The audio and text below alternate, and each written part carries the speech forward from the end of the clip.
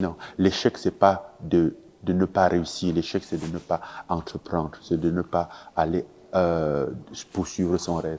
Pour moi, c'est ça l'échec. La personne que vous venez de voir là, c'est Francis Ngannou, un combattant de MMA. Et si ces paroles ont résonné en vous, c'est normal. De base, lui, il vient d'un petit village au Cameroun, il part de rien pour tout réussir. Et je trouve que ces paroles définissent exactement ce qu'est sortir de sa zone de confort. Mais d'abord, définissons la zone de confort. Qu'est-ce que c'est? La zone de confort, c'est selon moi un état qui te fait stagner. À l'inverse de la prise de risque, est un état qui ne te fait pas t'élever. C'est un état qui te persuade que ce que tu fais, c'est bien. Et au-delà de ça, c'est un état qui te dit que c'est satisfaisant ce que tu fais actuellement, que tu n'as pas besoin de plus. Donc on va voir ici en quoi ça peut être néfaste dans notre vie et en quoi ce n'est pas commun de rester dans sa zone de confort, mais surtout en quoi on peut la limiter. Bon, je vous l'ai dit la dernière fois, on s'est documenté. Le livre Antifragile de Nassim Taleb, bon, je vois venir, hein, c'est pas un énième livre de développement personnel, loin de là.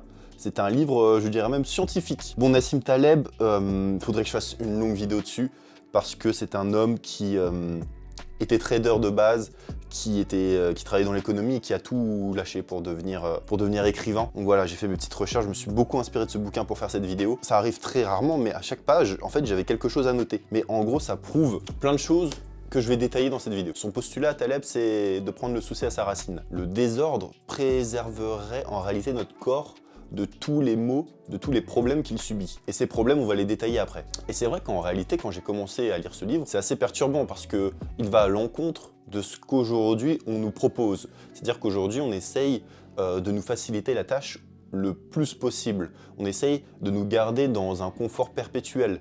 Et ce livre te dit non. En fait, il dit non au confort. Il te dit, si tu restes dans cette zone-là, il va dire que ça va pas être bon à cause de tel facteur. Et donc lire qu'il ne faut pas accepter le confort que l'on nous donne, c'est pas instinctif. Et en réalité, l'accessibilité à l'information est de plus en plus simple et rapide. On nous facilite les choses même dans le fait de faire du sport. Et est-ce que cela fait de nous des générations plus sages, plus renseignées, plus développées, plus sportives? Le concept d'antifragilité repose sur le fait de soumettre son corps à une certaine dose de stress. Ça peut être un jeûne, ça peut être une douche froide. C'est comme si une petite quantité de stress nocive pour nous, à grande dose, pouvait être bénéfique pour la santé. Et en fait, s'il développe ça avec un exemple, c'est que lors d'une certaine époque, on essayait d'immuniser des soldats au poison, et pour cela, on leur faisait ingérer du poison à petite dose. Et tous les jours, on leur donnait la même dose de poison, mais avec un gramme toujours plus élevé, mais très légèrement. Et à la fin, ils pouvaient supporter le dosage nocif de poison parce que leur corps s'était habitué progressivement à ingérer ce poison mortel. Eh bien, Taleb dit qu'il faut adopter ce même principe pour notre corps, mais avec d'autres moyens, bien évidemment. On va pas ingérer du putain de poison, enfin, ça n'a pas de sens. Et en fait, pour résumer le concept de Taleb, c'est-à-dire le concept d'antifragilité, c'est apprendre à transformer le chaos et l'adversité en opportunité. C'est-à-dire ne pas subir des situations, mais plutôt s'en servir pour son bien-être, pour se développer, pour se renforcer. Imaginons le cas où une situation complexe apparaît dans votre vie. Si vous n'avez été habitué qu'à l'évitement de ces situations, qu'à choisir la solution de facilité, à éviter ces moments stressants, si votre corps n'a jamais été confronté au chaos, comment pensez-vous qu'il réagisse quand cette situation apparaît? Et en vrai, c'est logique. Si on n'habitue pas son corps à faire quelque chose, il est normal que celui-ci réagisse de la pire des manières lorsque cette situation est en face de vous. Priver les choses de hasard, de choc, de stress, d'attaque, mais surtout d'erreur, serait finalement nuire à ces choses-là. Et ces éléments qu'on nous apprend à éviter seraient en fait des choses que l'on devrait apprendre à confronter. Toutes ces situations compliquées qui engendrent une situation de stress à laquelle on n'a pas envie de faire face, eh bien il faudrait à l'inverse y aller et voir ce que ça donne. Je reprends Ngannou. Ngannou, on lui a jamais dit de toute sa vie qu'il allait cartonner. On lui a jamais dit tu finiras professionnel de MMA dans son petit village. Au contraire, on lui disait tu es dans une désillusion, ne t'engage pas là-dedans, c'est de la folie. Mais dans sa tête, c'était clair. Il n'avait pas envie de réussir. Il n'avait juste pas envie de ne pas donner son maximum pour y arriver. Et donc, il a fait face à toutes ces situations stressantes, il a fait face à tous ces chocs dans sa vie pour en arriver là. Et cet exemple est très marquant. En fait, c'est à peu près la même chose que l'on peut appliquer à nous-mêmes.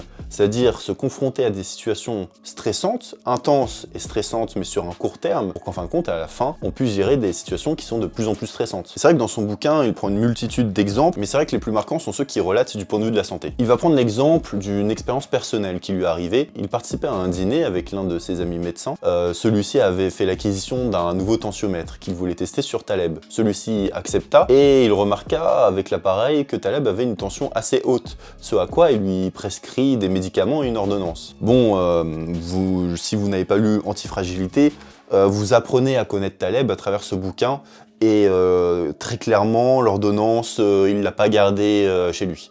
Il l'a pas accroché à un mur, il n'est ni allé chercher ses médicaments. Voilà, il l'a plutôt brûlé en fait. Et donc par curiosité, il a acheté lui-même un tensiomètre, et ce à quoi, en l'utilisant, il a aperçu que sa tension était plus basse que la moyenne. Et en fait, ceci témoigne d'une certaine variabilité, mais comme tout dans la vie. Par exemple, la prescription de médicaments au moindre souci témoigne tout de même d'une envie à se rendre la vie plus simple, plus douce. Et donc, le concept de sortir de sa zone de confort résulte d'une envie à devenir antifragile. Et donc, de par mon expérience personnelle, je me suis rendu compte que les gens qui ne veulent pas sortir de leur zone de confort, c'est parce qu'ils ne veulent pas perdre, ils ne veulent pas échouer, ils ne veulent pas montrer qu'ils sont faibles aux yeux des gens. Car il est toujours plus simple d'éviter ces situations que de les confronter. Et en fait, il n'y a jamais de perdant. Le perdant serait quelqu'un qui, à l'issue d'un échec, ne ferait pas de travail d'auto-analyse, ni ne tire parti de son erreur, mais se sent mal à l'aise et sur la défensive, au lieu d'être enrichi de l'acquisition d'une nouvelle information, et qui s'efforce par-dessus tout d'expliquer pourquoi il a échoué. Et c'est selon moi ce à quoi on peut différencier les personnes qui ont l'habitude de sortir de leur zone de confort à ceux qui se contentent de rester dans ce qu'ils savent faire. Je vais prendre un exemple personnel. Il est courant que sur les stories Instagram, je vous publie des échecs, des barres de squat que je rate, des barres de soulevé de terre que je rate, Et en fait, j'aime bien vous partager ça pour vous montrer le processus. C'est beau de vous montrer la réussite, de vous montrer des barres qui passent. En fait, je ne verrais pas l'intérêt à vous partager que les réussites, parce qu'en fait, j'échoue plus que je ne réussis. Ça serait vous mentir, ça serait vous montrer que la plupart du temps mes entraînements se passent bien, que je n'échoue jamais, que ce n'est pas dur, voilà, que tout est simple, alors que non. Et en fait, c'est cette aptitude à échouer qui m'a fait grandir, qui m'a fait évoluer, qui m'a fait progresser. Et c'est d'ailleurs en lisant Antifragile de Taleb, et ça a changé d'ailleurs drastiquement ma méthode d'entraînement. Maintenant, pour m'entraîner, je monte pour en tout cas les exercices de force, je monte à une charge assez lourde qui se rapproche de mon max, c'est-à-dire d'une charge maximale que je peux faire en une fois. C'est-à-dire qu'avant de la faire, je suis soumis à un stress, parce qu'il y a une possibilité que j'échoue, mais au moins à chaque entraînement, je sors de ma zone de confort, je teste quelque chose de nouveau. Et donc après cette charge en haute intensité, qui travaille le système nerveux, je descends vers des charges que je connais. Et donc vu qu'on parle musculation, dans son bouquin, il cite une étude scientifique de Gérard Karsanti. Et donc cette étude dit que le vieillissement est à l'origine de la fragilisation osseuse, comme s'il y avait une relation à sens unique, dû peut-être aux hormones. Karsanti et d'autres de ses collègues ont montré que l'inverse était aussi vrai.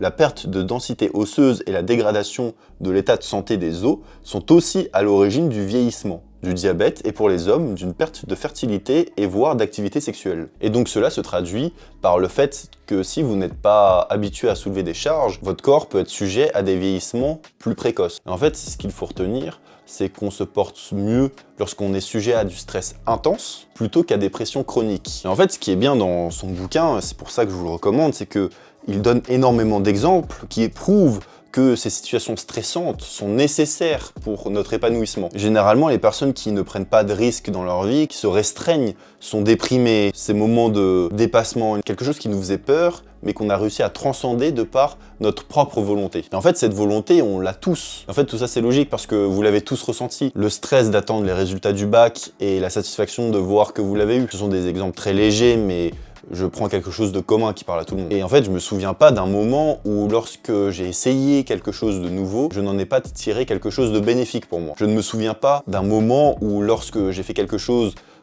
qui paraissait audacieux, derrière la satisfaction que j'avais en me disant je l'ai fait, était beaucoup plus grande que si je n'avais rien fait et était resté dans mon coin. Donc pour terminer, je vais vous laisser avec les paroles de Francis Ngannou qui pour moi résument très bien la situation. Sur ce, on se retrouve pour de prochaines vidéos. Salut. Tout ce qui a pu se passer, tout ce que j'ai pu réussir, c'est juste parce que, pas parce que j'étais très confiant du fait que j'allais réussir, mais parce que j'étais certain du fait que je ne devais pas abandonner. Et ça a toujours été suffisant. Et pourquoi pas maintenant? J'y crois.